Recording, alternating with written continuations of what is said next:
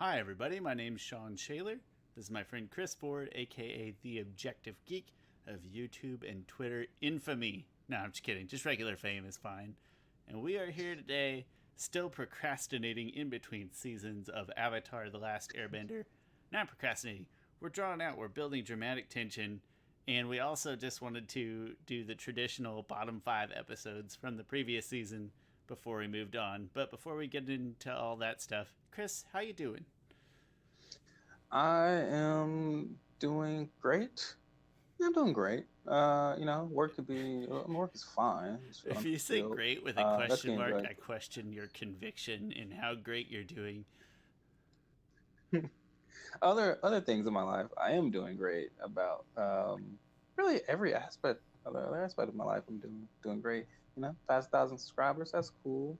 I feel like that's like the last achievement I'll achieve on YouTube, so that feels like I'm done accomplishing things, which makes it feel achieved. Um, Is it fair to but say that when you started posting videos regularly to YouTube, you probably weren't anticipating 1,000 subscribers? Or, well, I don't know what no, your definitely. expectations were going in, but I've got like It's two funny. subscribers, so it's awesome to me. Expectations change wildly. Like at first, it's like, oh, nothing will come up with this. And then I come about like a couple of my first Avatar videos. Um, and then, I see like a similar video come out, like, oh, you know what? Maybe my video will also do 500,000 views because it's a very similar video. No, that's dumb. Dumb, Chris. Um, um, and I think realization finally hit in. I was like, oh, you should be happy with 500 views. So then when I get a view, something that's like 15,000, I'm like, oh crap, this is amazing. But so I feel like I'm in a good position here. Every now and then I feel like well, every now and then I do see like other YouTubers. I'm like, gosh, my video is way better than that video. But I get it. Like I don't. There's a YouTube algorithm thing. There's people who work at YouTube who work that algorithm just right to really like this is what they do, which is fine. You know, I don't. I have a life. I don't worry about. I have a job. I don't worry about money all that much. Not saying I'm rich or anything, but I just don't concern as much about those things as much as I used to do because I didn't have really good expectations. But who does when they first starting off on YouTube or start doing different videos? Other things in my life that I'm really excited about. Excited about TV. Been really loving TV lately. Um, been really into Watchmen. Uh, of the HBO show. You should definitely watch that. You should have you have my HBO password. As Just gosh, you do keep have my HBO keep rubbing it password. in. For those keeping track, that's Ari's Netflix and Ari's Disney Plus, Chris's HBO and Hulu. I'd Hulu. like to borrow his DC Universe because I would like to watch Static Shock before Comic Con, which coming up in, is that April already? Yes. It's crazy that it's so close. March. And then I Yeah. also borrow ESPN password. It's a good thing we're not popular enough here in the podcast for like Disney to listen to us, or they'll realize that I listen to all their properties without paying for them. They'd probably have me. I mean, it's Disney. They could probably just make me disappear somehow. It's like the government Probably. over there. Yeah. Uh, well, if you don't mind, I'm going to use your conversation about videos as a segue into your latest videos here. Last episode, we kind of, oh hey, that's out of order. Last time we kind of skipped over your latest episodes in our last episode. So, what's your latest work looking like? Latest work is by the time this video comes out, I should have a pretty really interesting Dragon Prince avatar theory video that we talked briefly about. So that should be out. I do have a 1,000 subscriber Q&A. So if you want to get to know a little bit more about me and Man Cave Tour, if you ever want to get a good look at all the whole entire collection and posters and everything. So that's out. I was Uh, extremely flattered, if I may interject. I was extremely flattered. Thank you for your callouts in your Q&A video of answering my question and all the nice things you said. Thanks for letting me be part of your channel in the form of the podcast. I know the podcast doesn't contribute anything directly to your channel. The people, let's be honest, the people watching this podcast are the people already at your channel drawn by other things. and they're just looking for more Avatar content, and they scroll down a little bit like, oh, these guys talk way too much about Avatar. So thanks for letting me be a part of your channel, and it's been a thrill to be on the podcast. I wish this would have been perfect if this were like a milestone episode, but I think this is only like episode 39 or something, so it's not a good milestone or anything to have this thank you talk. But thank you very much, Chris. It's my only regret is that we live so far apart. A, for podcast purposes, because it would be better in a live format if I could be in a real man cave. I'm in a real man cave. It just doesn't look like it back here. But if we could be in your nerd cave. And then B, also, I never get to play basketball anymore, ever, at all. Mm-hmm. I never get. I miss basketball so much. And I hate real exercise. It has to be. And I don't know how to say this out loud. I don't even love like playing basketball and stuff, but it's so much infinitely better than just normal exercise that it kills me that we can't play basketball anymore. That's too bad, but thankfully the internet allows us the opportunity to have this fun podcast, and it's been a blast. So thanks for letting me be a part of it. Also, thanks for answering my question. Everybody else was smart and posted their questions on YouTube, and I sent mine in Google Hangouts, so I felt like a loser, but whatever. It's fine. Thanks for answering my question. Oh, no, you're the real winner. You're the only one that has access to me through Google Hangouts. Although I guess anybody could, because anyone can look at mine. Jamie, did you ask Chris a question? You should have. You should have sent him a question. Nope, she didn't. Which that's also my tiny segue into next time. We do hope to maybe have one more, let's call it tweener episode in between seasons, because we have a fun one that we kind of want to pick Jamie's brain about. She's going to be the second expert, so hopefully we get her on. I know she's very busy right now. We wanted her on this time. Maybe next time it'll work out. So, hi Jamie, by the way. Hello. Watch Dragon Prince Season 3 when you have time. Well, great. We'll be on the lookout for the Avatar and Dragon Prince video. And then you already have a kind of spoiler-free Dragon Prince review out there in your Q&A video too. Those are already done and out there. So go check those out if you haven't already. It's great stuff. Great fodder to watch when you... This is basically like, it's Christmas time. So when you're sitting at home trying to avoid like talking to your relatives and stuff, pull up one of those videos. Give them a watch. If you need 2 hours of something to watch, watch our spoiler Dragon Prince discussion from last week. And show format changes. I just wanted to note, we haven't really talked about this off the air, but I've really liked having weekly episodes, and I hope you have too. It hasn't really changed how we operate much, other than we record 2 slightly shorter episodes, ever so slightly short episodes at the same time. Ever so slightly. We just did a 2 hour. We just did. That's the exception that proves the rule. It was, but it's been really cool to. I get updates from posting the podcast every week to the site that we use, and so it's just really cool to have a weekly presence on iTunes and Google Play, and it feels really good to see it up there. So I think we're pretty happy. At least I am with the show format changes. So I see him sticking around a while. I think we'll see when the holidays come and we get like actual busy. Yeah. No telling what's gonna happen there. Chris, any other updates before we dive into our bottom 5 episodes? No, I hope we can get some more news on the live action sometime soon.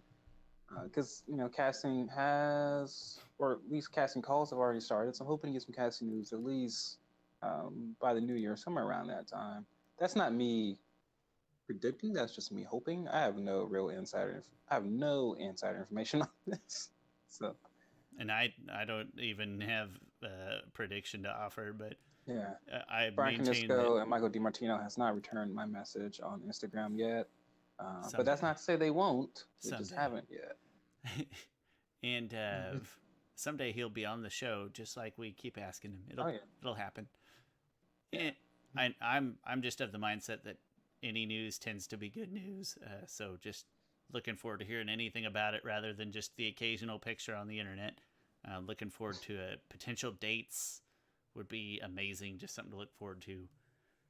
Hopefully we're not too far out from hearing some dates, maybe hearing some casting, some names, something that makes it feel real and finite would be exciting. And with that said, I don't want to delay too much longer. Let's jump into our bottom 5 episodes. We don't pick these subjectively, so to speak. I mean, we rate them ourselves, but just pulling off of the ratings that we give at the end of every episode. And we're going to start with Chris's number 5 and then my number 5 and back and forth in that fashion throughout the list. So, Chris, let's talk about your number 5, The Serpent's My Pass. number 5, which is actually the number. It says number 1. I it's number know. 5. Sorry. The number 5th worst episode is The Serpent's Pass, which is interesting because this whole list is kind of interesting because some of these episodes I don't think are bad. A lot of them aren't bad. The Serpent's Pass, I think it's mostly just about Aang getting over losing ATLA. I do really love the end there. I just think it just kind of feels like an in between kind of episode. It's not the most exciting episode. Is probably its biggest flaw. Yeah, if I'll say something about the episode, if we have to constrain the season down for like the live action series, I would just take out The Serpent's Pass. That's fine. The most interesting part of the whole episode is probably the tie-in to the pregnant lady at the beginning. Yes. I forget we her can name. Keep the pregnant lady. Because I do like when Aang sees her and he cries. It's like, you giving me hope, and they named the child Hope, and he hugs Katara. But everything else, it's not necessary. They can write something to just take out Serpent's Pass part. We can see Suki some other way, or I mean, it's really not even all that necessary at this point. I'm only bashing on this episode. It's not my number 5. It's not in my top 5. It was my number 6, and that's the only reason I'm bashing on it. You didn't really have a close number 6. I did. This was kind of my honorable mention. Was The Serpent's Pass, so just by chance. It's not bad though. It's hard to look at this episode and be like, that episode sucks. It's just there. All right, what's your number 5? Yeah. You're probably waiting on me. The Earth King, and all of my complaints that I just said for The Serpent's Pass, pretty similar. It just feels like an episode where not a whole lot happens. Some important story and plot development, but the episode kind of drags. It's not very interesting. There's not a huge amount of conflict or anything. It's just pretty boring. I don't know what else to say about it other than that it's not that exciting. It almost feels like a subplot in another episode, and then when you look back, you realize it's its whole own episode. That was the A plot. Yeah. That was and there's no subplot in that episode, if I'm remembering right. That's the whole thing. There's like no breaks or anything. Is it just them? I think Zuko's dealing with his metamorphosis. He should be. Yeah, so he's just kind of sick and in a dizzy state and having some bad dreams. But again, it's mostly dragging the Earth King around looking for evidence. It's not that exciting, Chris. That's good point. If you're interested, I can find out where these are on your list as well. I don't generally. Yeah, I'm kind of interested because I'm curious where the Earth King. Do you remember? lands. Is that episode 38? It looks like 38. Yeah. Oh, you actually thought very highly of this one. Not very highly. You had an 8.5 on this one, so middling, I guess. Middling. Man, why did I give it a 9? You gave it a 9, 8, 9 on audiovisual, story, and memorable, respectively. So something must have happened in there that we're not thinking about that was aesthetically very attractive, or something.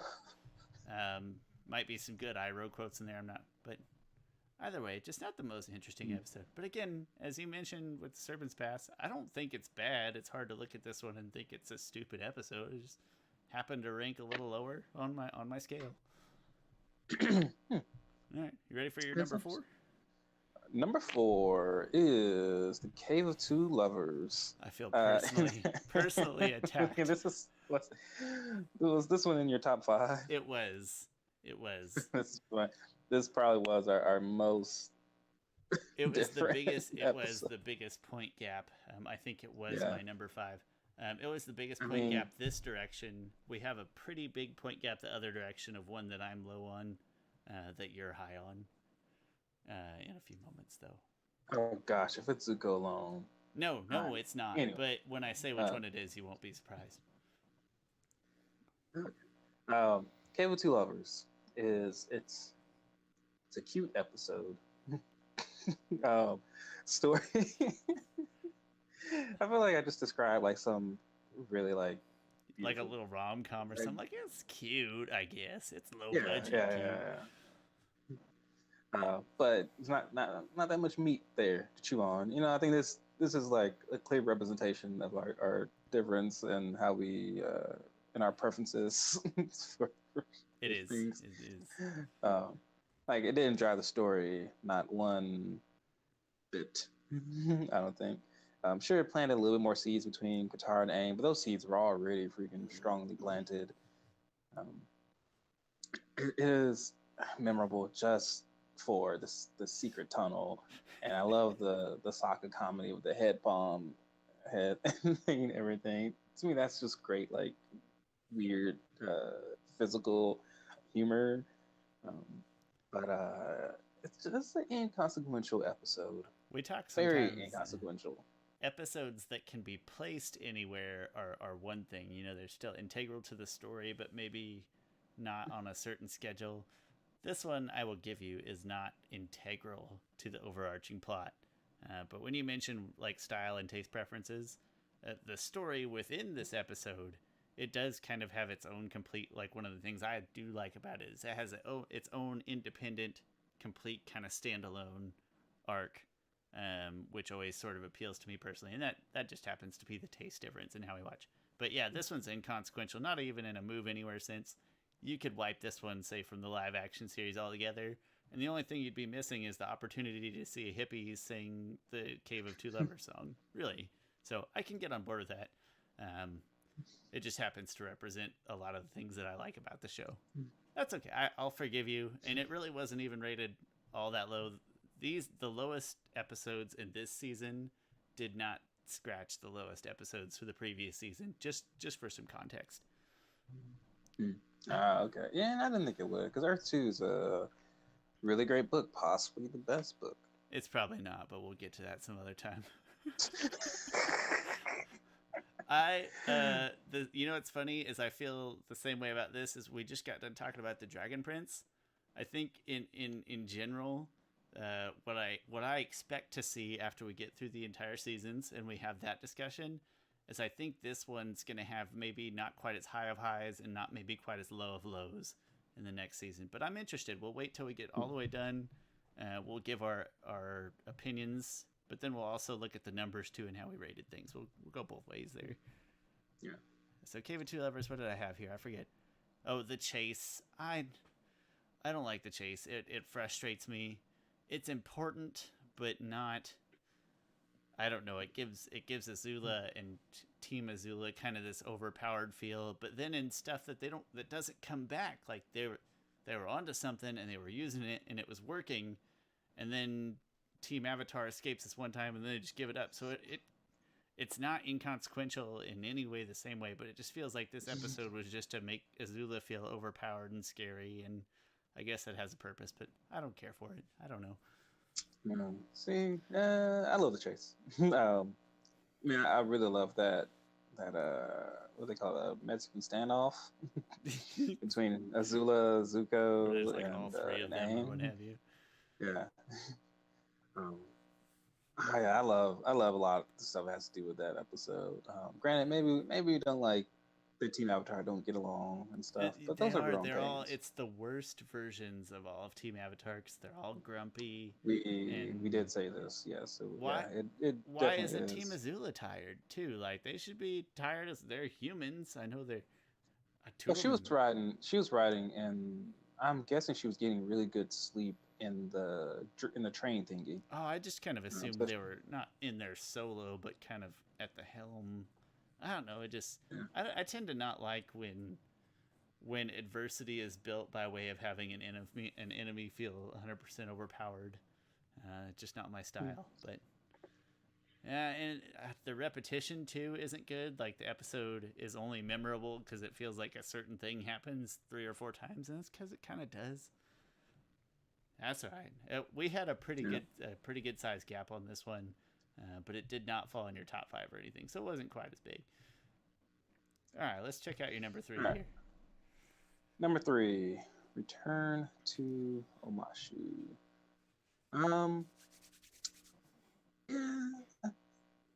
I think this one's also. I mean, I think some of my issues comes that it doesn't push the a lot of it don't push the plot forward. Although Boomy, seeing Aang. Oh yeah, I remember now. I don't like yeah this. Just that one line that Boomy says, like, "Hey, go find the other Earthbending teacher," is essentially what moves the plot forward in this in this episode. But that's I'm sure it's it totally adds unnecessary. a couple characters, but um, yeah. It's sometimes it's somewhat hard to complain about some of these episodes. Like last season, I feel like there was the top 5 bottom episodes were a lot worse. Can't stress that enough. There's a big gap in those episodes, so we're complaining here just by nature of relativity in the season. But yeah, I'm just gonna go ahead and click it here because it's the same one for me. It happened to line up. Oh, and just cool. ditto. I think the only so you get to see Boomy, but it almost doesn't even matter other than if you had expectations that Boomy was going to be the earthbending teacher. I think is the only way it matters. And then you also get to see in retrospect, them. it doesn't hit as hard. Yeah, and then you also get to see them rescue the baby, so you get to see like that kind of sympathetic side of, this baby's going to grow up into a Fire Nation royalty essentially, or almost a family of royalty, something like that. I don't know. There's some nice sentiment. That's all I can even think of, though. I can remember the smallpox and everything. It's not memorable. It's not important. Not exciting. But again, it's really not bad. Yeah, that's all I got to say about that one. Let's go to number 2.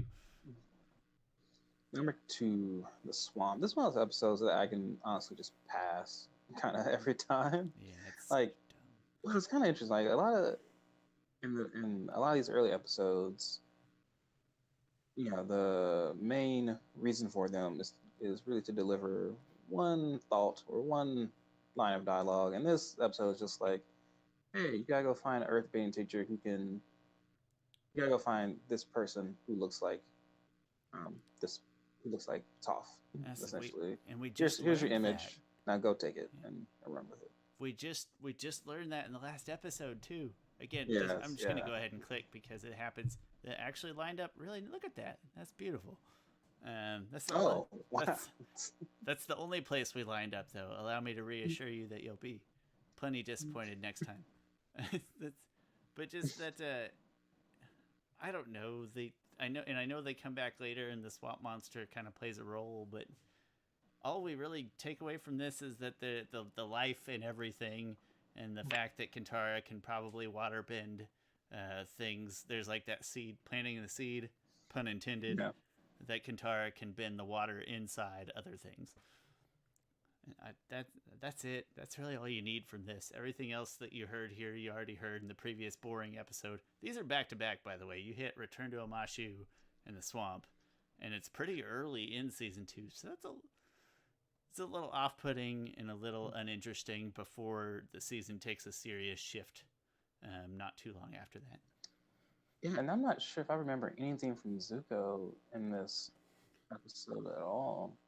And there probably is, but I know maybe not this season, maybe overall, but it seems like when he took a back seat in this season, it was in a pretty serious way.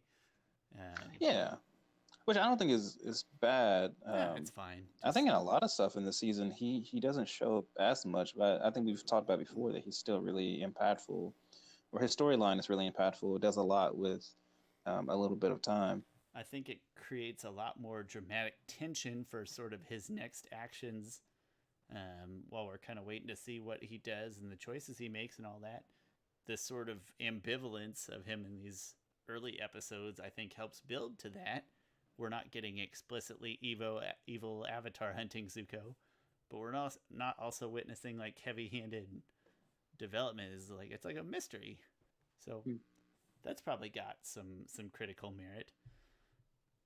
You ready for your worst? Your top? I am curious what objectively the worst episode, the library. I was really surprised that this was your least favorite. I don't disagree that it's bad. I like it a fair bit, but I don't disagree that it's bad. I was surprised it was your worst. That caught me off guard. It does catch me off guard because because nothing. To me, it's just a field trip. It's like there's not that much. But you learn about the thing Day is, of Black Sun. It's you so do learn about so, the Day of Black Sun, so but it's big. almost like a library. And Appa gets Library. taken, Chris. Everything Yeah. So starts in this episode. The to me, seeds all that begin. doesn't. That's not impactful to the next episode, which I love. The next episode a lot. Love the desert. It's funny you But should say that. I knew this was bad. Oh God. Sorry. I am sorry, because in hindsight it feels out of place, but I have to go with what I put initially. In hindsight it feels wrong, but So yeah, so library. You go to libraries to get information, and that's pretty much the same thing in this episode. But I think as an audience member, it just get information and it feels like exposition. And I mean, Avatar handles exposition really well, but I don't know, there's no anything that drove characters in this episode. They just got some. They just kind of walked around for a while. A lot of times. I mean, there was good scenes where they built a lot of tension with the spirit owl, and he was chasing them around and stuff. He was kind of really spooky. But to me, I watched this episode. Actually, I don't need to watch this episode ever because when I rewatch it, I know the info. I mean, I rewatch it because I'm a completionist. yeah. But I don't need to watch it. I can easily watch it in the background. I don't disagree that it's bad. I do disagree that it's top or like bottom 5 bad, because you get like strategic Suko. We kind of get that development. I really like that this town, the little oasis town, whatever it's called, shows back up later with Suko and Iroh. I really like the big scary spirit bird. Maybe it's because secretly I'm kind of scared of birds. Not like phobic, but it like confirms like confirmation bias. Appa gets taken. Toph has several sort of comedic moments, and we're still very early in our experience. There's some good Toph moments. So, but I don't disagree that it's not a very interesting episode. I won't argue that. I was just surprised to see it so high. But again, the thing is, like even the library, I don't think it's a bad episode at all. It's just relatively my thing is the worst episode of that season. Like compared to I forget what our worst one was before. The Great Divide, and also compared to Bato the Water Tribe, which I think Bato the Water Tribe is the worst episode. The library is way better than those two. Like I really don't care to watch those 2 episodes. In hindsight, do you mind if I ask? So, like, just all numbers aside, just go against your objective nature and go off your gut. If you had to pick like your least favorite episode out of this list right now, which one are you throwing away? Is it going to be the library, or is it actually going to be like the swamp or Return to Mogadishu? Because I'm looking at the swamp, and actually, I like it less every second I think about it. Yeah, it's probably the swamp. I think it's definitely the swamp. When I think about it, the longer I look at it, the one that I'm tossing away is the swamp, and probably Return to Omashu pretty closely after that. But all right, so I did. I mean, Return to Omashu. At least we get introduced to Mei, and Ty Lee. And the Pox scene is kind of entertaining, at least. It's sort of funny. Yeah, I mean, I gotta keep the library just because for the Toph jokes alone. And it's like it's pretty early into Toph's development, so it's just kind of interesting. So I did have the Desert Ring very low, and I think just the crux of this is that that last 2 minutes of good just doesn't make up for the other. It's almost like the chase, and that for the most part in the episode you're getting kind of the worst of everybody. You're not getting good positive, strong side of everybody. And the last 2 minutes is really good. I don't. That last 2 minutes doesn't redeem it for me. It's sort of a very depressing, disappointing episode, I guess. There is some good comedy in it, and again, if I could make some swaps now, I'd throw the swamp down at the bottom. But initially, it's not, when we're looking at ratings and numbers, it's really not impressive in an audiovisual way. And I would say even outside of that last 2 minutes, it's really not all that memorable. So I see why I rated it there, and I probably wouldn't change a ton. I would just I'd rearrange it a little bit. So get your point on these characters being their worst selves, and in this episode and also in the chase. I know But you I need think, that, but ugh. well, I was gonna say you need it, but well, I do think you kind of. But I think the chase in this episode handles them in two completely different ways. When it comes to how terrible they are in the chase, I'm like, you guys are all just being jerks to each They other. are. Like, They're just acting like you all just children in aren't. the chase. They're Yeah. obviously children in the chase. But the While the chase does a much desert, better job of like dramatic tension and things throughout the episode. Like the chase, the story within the episode is better. well, I feel I like the think. desert is like this is really Aang being pissed off, and I completely buy that Aang is mad. He doesn't know how to deal with these emotions. He's just lost Appa, his last link to his culture. That was his best friend. Um, I get why he's mad at at everyone, and I get that um, that that everyone doesn't call him and everything. Um, and the thing I love about the desert is that it's a real great Katara episode. Like Katara keeps them together. That's all her. That's It is. like sure. The Water Being Master is a great Katara episode, but to me that was like that was a great physical achievement for Katara. Her battling Master Paku. Here, it's a great character moment. She's keeping Team Avatar together, leading them through the desert, getting them out of it. And then at the end there, when Aang is at his worst, and just in all different ways, he's about to really much kill people. Like it is her who was standing by his side, um, calming him down. So, not trying to change your mind there, but you're wrong. And I mean, you haven't say changed my mind, but your points are great. It's there's a lot of value just for Katara alone. It's a marvelous Katara episode, and it's not for her. It is not just at the end. She really is a stabilizing force throughout the entire episode. I think my biggest when we talk about characters at their worst, the hardest point for me is how Aang treats Toph specifically. Like she did such a great. Yeah. She held up a damn library out of sinking in the sand. Like, Yeah.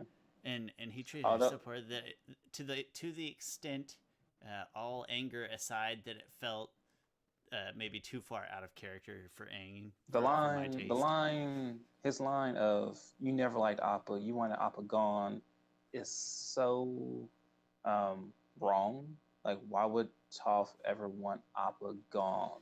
It's Like, it's one thing to not like an animal, but to want that animal gone and you can is weird. chalk it up to him being childish, but he doesn't ever really display anything to that magnitude. And I know it's more extreme, but it feels just maybe too far removed from Aang's character to be so dramatically childish and angry at Toph, who they've just met and who did a marvelous job in an uncomfortable situation. Yeah. But like I said, it's not that you were trying to change my mind. If I could go back, I'd move some things around. But as it is, I don't have much issue with why I rated it the way I rated it. Maybe it's a little extreme on those. Yeah, I think I would put the swamp down. I probably would. I would. The one I like. The Serpent's Pass is close for me, and the Earth King I would maintain is just not very interesting. But it's necessary at least. It might be boring, but it is necessary. I just when I watch it, I'm like, oh, just get over with it. Which like. I really need to see what the heck I was thinking with the Earth King, because I didn't think that was. Yeah, 8 point. That'll be Something that. must happen with Zuko that was at least like important or it was his metamorphosis. But I don't know if it was yeah. like a key part of the metamorph. I think he was just in his nightmarish dream state. I think, Yeah. but I could be off. Yeah, that's what that is. And so, like I said, long story short, it's necessary at least, even if I don't care for how it stands alone on its own. The chase, like I said, I may not like it, but at least I can admit that it does a really good job with tension. It's a very maybe not intense, but dramatic episode, maybe. And Yeah, it's going to be really interesting. It's going to be really interesting when we finish up season 3, because I do think there are episodes I do think season 3 has lower lows but Yeah. higher highs. I do too. Well, the higher highs are kind of unfair in a sense. It is unfair. But the lower lows, I think there's going to be lower lows in season 3. I can think of a few off the top of my head that I'm like, oh yeah, I'd way rather trash that than, the swamp. Yes. Even. Yes. Actually, I can't wait to get into it. I can't either. It's funny how that resembles the Dragon Prince episode we just did with season 2 versus season 3. And I think even there you kind of said you might prefer season 2, and I was leaning season 3. And yeah, it's just kind of funny. I think this is going to be similar. I'm not trying to make any like causation correlation statements. It's just a fun coincidence. And it'll be interesting to have Jamie take my side when she comes on there. So that'll be great. Chris, is there anything you wanted to... I have a couple more data points to share, but is there anything you'd like to see before I close my Excel sheet here? I don't know, your honorable mention maybe? Episode 30... What is that? I can't even read that from here. You didn't have a really close honorable mention. You had a slightly bigger gap than I did. Mine was like 0.05. Anyway, a couple more data points. The average score of our episode here, the average score is 8.3 between both of us and for all the episode. The average score of our bottom 5 episode was 7.5, which I'm just using to illustrate that's not really that big of a gap. I didn't do it for the first season, but in the grand scheme of things, that's a pretty small gap if that's the worst 5 out of 20 episodes. Or really 40 opportunities between the two of us, 10 out of 40. So, yeah. Just a testament to the season's floor, I guess, is what I'm looking at. Yeah. So, yeah, that's season 2 in a nutshell. I do think we're going to try to squeeze in a ships video with Jamie. Yes, I am dubbing this episode Puns and Ships. And Shawn, you don't get the reference, but Jamie will. It's a Hamilton reference. There's a song called Guns and Ships. Okay, that's kind of fun. See, now I get the reference. Boom, done. You get to come up with puns. Great. I'm looking forward to providing the part of the episode that I care about. So excited.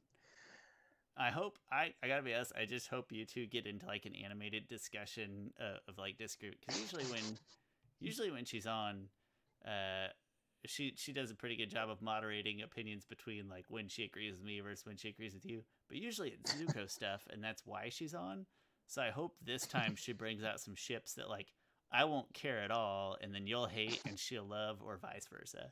That's what I really want out of that episode. So if that's the kind of thing that sounds like it interests you, tune in next time. It should be a lot of fun. It'll be probably our last one off before either a small break for the holidays. We really haven't discussed it. This is the first time I'm bringing it up, but maybe a small break for the holidays, or if we find the time it's time to jump into season 3. I'm really excited. I've already finished season 3 watching, to the point where by the time we get to it, I'm gonna have to rewatch them again because it's been far enough since I rewatched for this even. And gosh, I'm really excited for season 3. So it's time to get moving on. Chris, any final comments on bottom or top 5 episodes? No, not really. Me neither. Season 2, maybe a good summary. Not as low lows and maybe not as high as highs. We can point back in our top 5 episodes, like the finale to season 1 was such a big monumental event, and the finale of season 2 doesn't quite have that same pull to it. But that's kind of a microcosm of our feelings as the season as a whole. Is just very steady the whole way. I'm really looking forward. I just keep getting excited about season 3 and about our discussion after season 3. That'll come another time. Thanks for hanging out with us again. It's been a pleasure as always. We will hopefully talk to you very soon, or if you can't watch in between now and then, or we don't get something up, happy holidays. Be safe, have fun, all that stuff. Stay inside where it's warm. I hate the cold. No. That's it. That's all I got. We'll talk to you soon. Chris, I'll see you later. Later.